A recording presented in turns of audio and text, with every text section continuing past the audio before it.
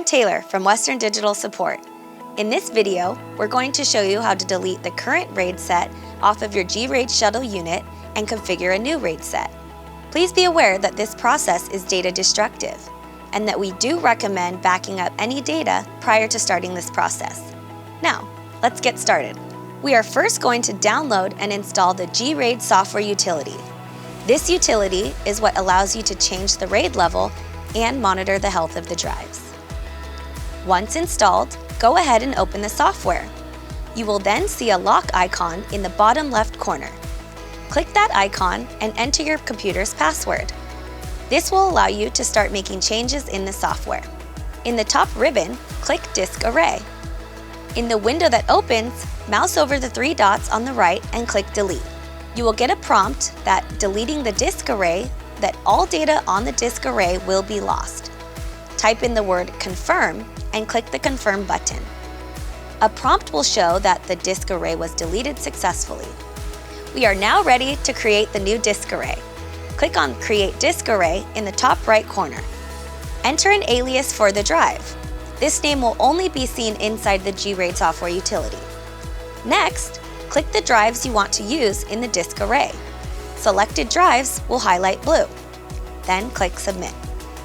You will get a Disk Array was created successfully message and click Finish.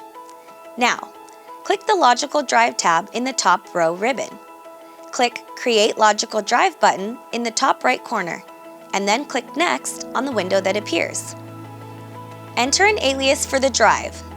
This is the drive's name that will be displayed on the computer. Select the specific RAID level that you want to configure the unit in.